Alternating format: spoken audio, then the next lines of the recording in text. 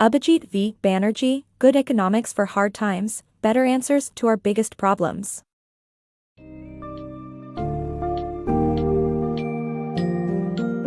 Are you losing faith in economists and their abilities to tackle the world's most pressing problems? Good Economics for Hard Times offers an insightful analysis of various pressing issues, from immigration and climate change to automation and economic inequality. Authors AbhijitVBanerjee and Esther Duflo bring nuance and evidence-based discussions on the growing presence of robots, the impacts of globalization, and ways to address wealth inequality. By providing intriguing evidence from real-case scenarios, this book summary will challenge common misconceptions and stir up a deeper understanding of the complex issues we face today.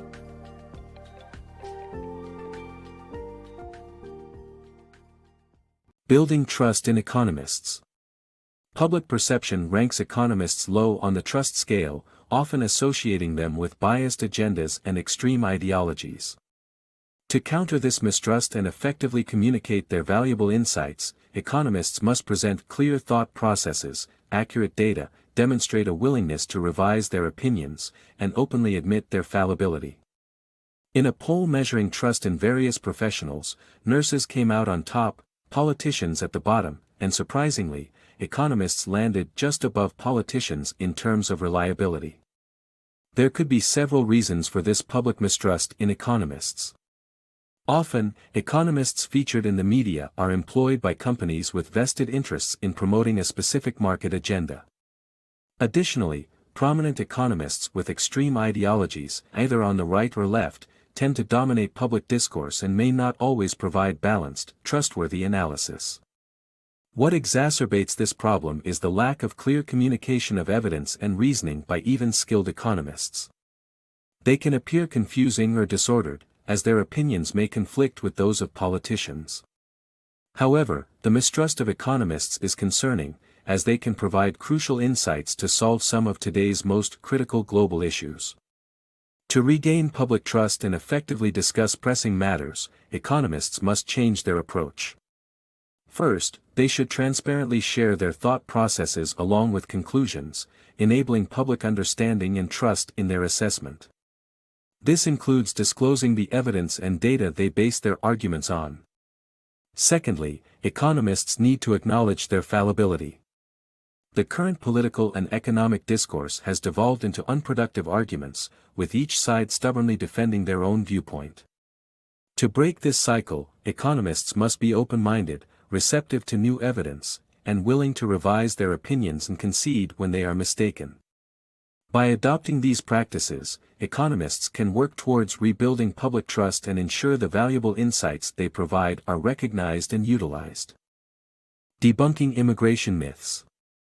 Immigration is often portrayed as a threat to native jobs and resources. However, evidence suggests that the reality is much more nuanced.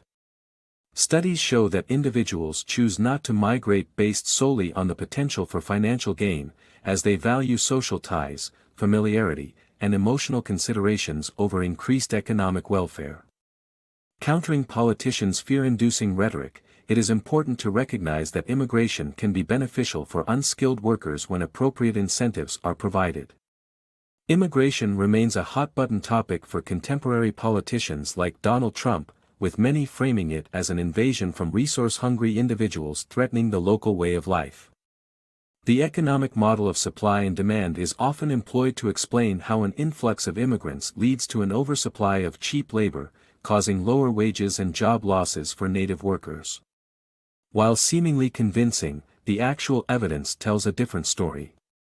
Contrary to popular belief, the promise of increased income alone is not enough to motivate people to leave their home countries. When the Greek economy collapsed in 2013, it was expected that millions of Greeks would migrate to wealthier European countries, which was legally possible due to Greece's EU membership. However, only a mere 3% of the population ended up leaving. Moreover, research indicates that people are generally hesitant to relocate even within their own country. A study in India revealed that rural inhabitants of Bihar and Uttar Pradesh could double their income by moving to cities, but out of 100 million impoverished individuals, only a tiny fraction did so. It becomes clear that a variety of factors keep people rooted to their homes, including family connections, support networks, and fear of the unknown. Human experiences are nuanced, and economic theories undersell the importance of these emotional considerations. How can we accurately measure fear of change, the responsibility to care for elderly parents, or the desire for children to grow up with fresh country air? Rather than dismissing immigration as a looming threat, a more productive approach would be to provide well-thought-out incentives for people to migrate. The potential benefits of immigration for unskilled local workers can be realized when appropriate policies and encouragement are implemented. Immigrants boosting local economy. With the influx of immigrants, one might assume that they are stealing jobs from locals and destroying the labor market. But in reality, immigrants not only bring a supply of labor, but also stimulate demand for services, ultimately creating a more prosperous economy for all. Moreover, locals hold an advantage in terms of social networks and job-specific skills, helping them maintain job security. Immigrants often settle for jobs overlooked by locals, making valuable contributions to the community in promoting economic growth. Imagine your town has recently seen a surge in its immigrant population. Your initial reaction might be concern about potential competition for your job. However, you soon observe that your restaurant starts filling up with more customers than before. This influx of new residents not only creates a demand for services like yours, but also generates revenue for local businesses that employ low-skilled workers. Many proactive immigrants even establish their own businesses, further contributing to job creation. In 2017, it was found that 43% of America's top Fortune 500 companies were founded by immigrants or their descendants, such as Steve Jobs or Henry Ford. This information discredits the belief that immigrants are a threat to the labor market for low-skilled native workers. One of the reasons immigrants don't outcompete locals is because they often lack the social networks and local knowledge that native workers possess. Employers usually seek reliable, well-performing employees and tend to prioritize people they know or have a strong recommendation. Locals thus remain favorable job candidates, even if they are more expensive. Additionally, locals possess skills that immigrants might not yet have, like language proficiency. In fact, a Danish study revealed that native workers in areas with higher immigrant populations were more likely to transition from manual labor to skilled jobs. Ultimately, immigrants tend to fill positions that locals might not want, such as cleaning or childcare. The increased supply in these industries may cause a decrease in wages, but it can also benefit workers, as seen in the case of a low-income mother who gains affordable childcare, allowing her to work and earn a living. In conclusion, immigrants not only contribute to the local economy but promote its growth as well. Trade theories versus reality. International trade agreements are often portrayed as beneficial for all countries involved, but they overlook the lack of flexibility present in both industries and workforces. When countries are expected to switch their focus to new products, the reality is that workers struggle to move and change industries, and companies face difficulties in discontinuing unprofitable product lines. New companies are often unable to secure credit from banks and struggle to build trust with foreign buyers.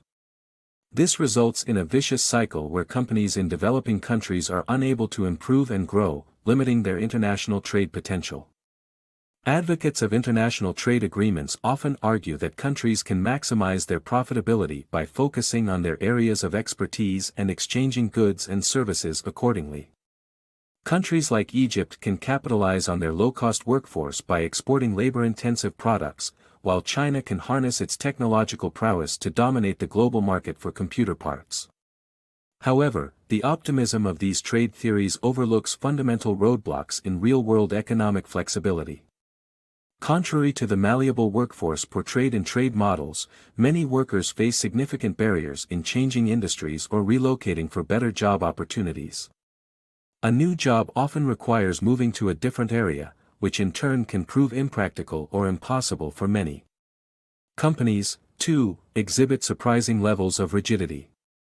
Petia Topolova, an MIT economist, discovered that Indian companies rarely discontinue unprofitable product lines due to difficulties in obtaining credit, reinventing their offerings, and securing refinancing. Aspiring startups seeking to create innovative products are often denied the necessary financial support from banks, while older, struggling companies continue to receive funding. Even if a company does manage to develop a new product and secure its place in the local market, competing in the global arena is no easy feat. Establishing a reputable image takes time and effort, and foreign buyers remain cautious when it comes to trusting new sources. In developing countries, this leads to a vicious cycle where businesses struggle to improve their quality and production capabilities, ultimately limiting their prospects in international trade. Trade wars, beyond short-sightedness. Remember Trump's 2018 protectionist move of imposing heavy taxes on Chinese aluminum and steel imports to safeguard local jobs. While this tactic indeed seemed to secure steelworkers' jobs by increasing demand for local steel, it was short-sighted.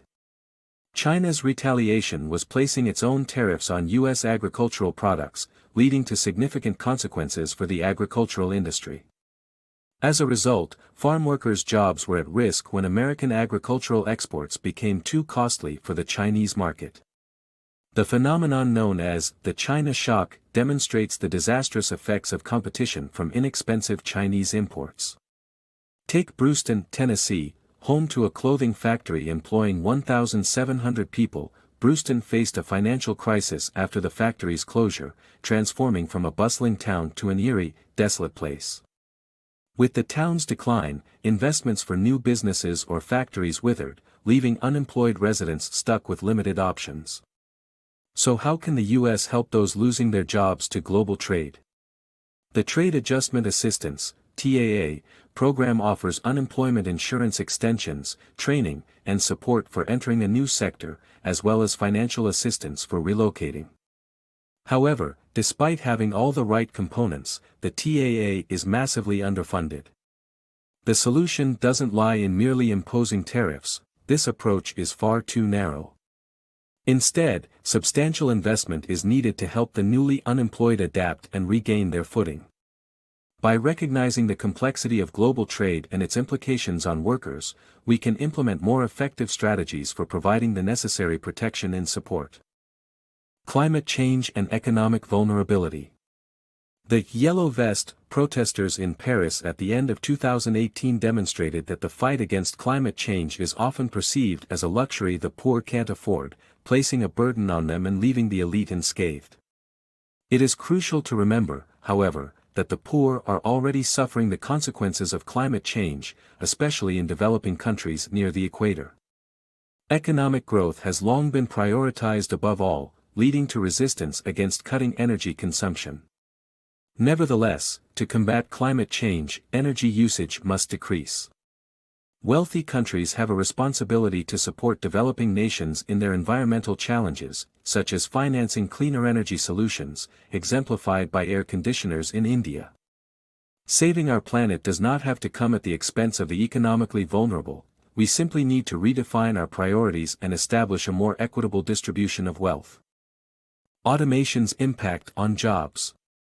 The rapid advancement of technology has raised concerns about the impact of automation and artificial intelligence on human jobs. Historically, robots have had a negative effect on the job market, eliminating jobs, and depressing wages. Though initially, manual jobs were the primary targets for automation, artificial intelligence now presents a threat to more complex job roles like bookkeeping and paralegal work. Consequently, individuals without college degrees are expected to be hit the hardest. To ensure robots aid rather than replace human jobs, tax penalties can be imposed on companies that favor robot employment where suitable human labor is available. However, the increasing integration of robots into human-operated machinery makes it challenging to clearly define what constitutes a robot. It is crucial to note that social policy plays a significant role in addressing economic inequality more than technology alone. The Inequality Paradox. Inequality has risen significantly since 1980, even before the advent of invasive technologies like AI and self-scanning supermarket tills. The 1% in the United States has seen skyrocketing income, while the working class has stagnated or even lost income. The origins of this income gap began in the 1980s, with the policies of leaders like Ronald Reagan and Margaret Thatcher that were geared toward slashing taxes for the wealthy with the theory that benefits would trickle down. This, however, has contributed to CEOs receiving large bonuses without incentivizing better pay for their employees. To address this unsustainable disparity, countries need to revamp their taxation systems. Bridging the wealth gap.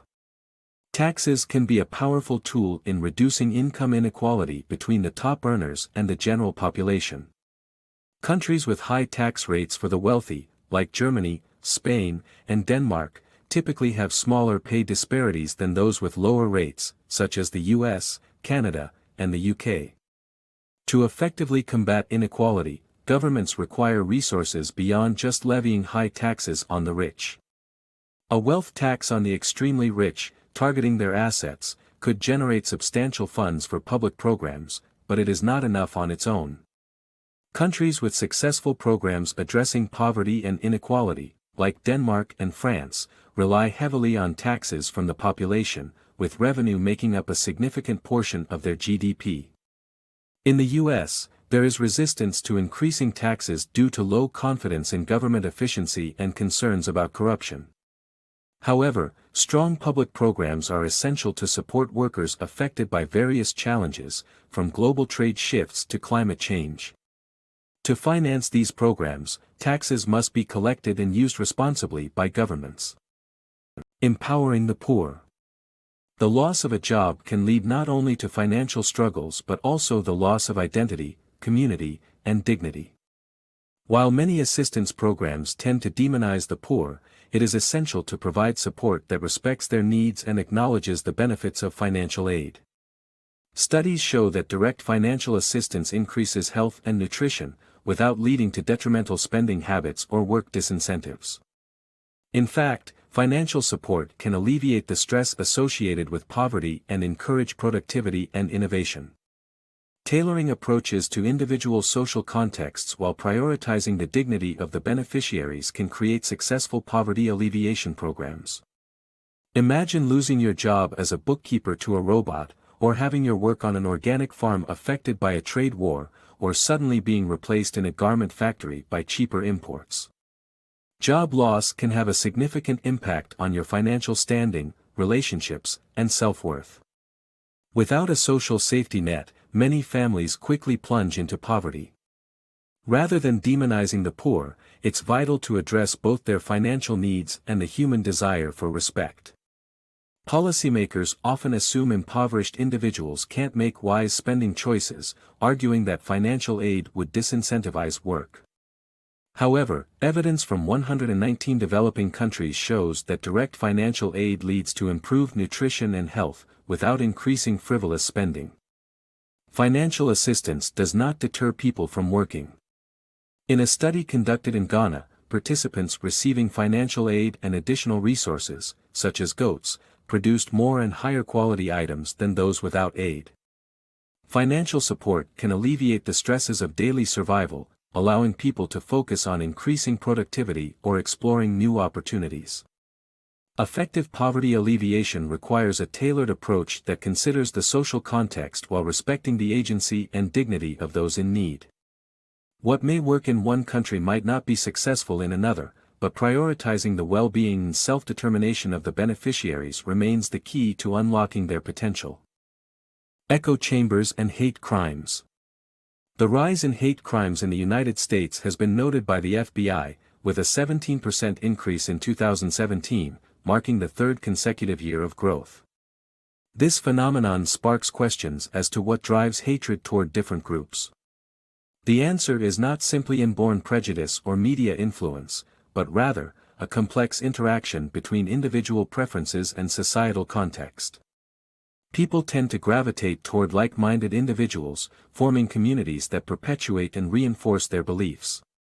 This echo chamber is amplified by social media, where we are only exposed to content from within our own networks.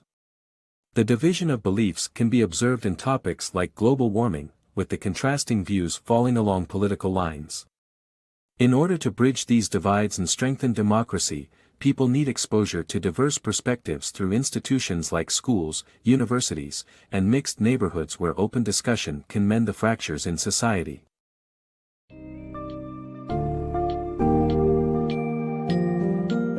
In a time of increasing mistrust in economists, Banerjee and Duflo argue that we should not underestimate their potential to provide viable solutions to our biggest problems. The book Good Economics for Hard Times offers compelling evidence and perspectives on topics like immigration, global trade, climate change, automation, and economic inequality. The authors advocate for open-mindedness, evidence-based approaches, and better wealth distribution. Addressing these multifaceted issues with honesty and clarity, they call for a renewed sense of trust in economists and their contribution to solving our world's greatest challenges.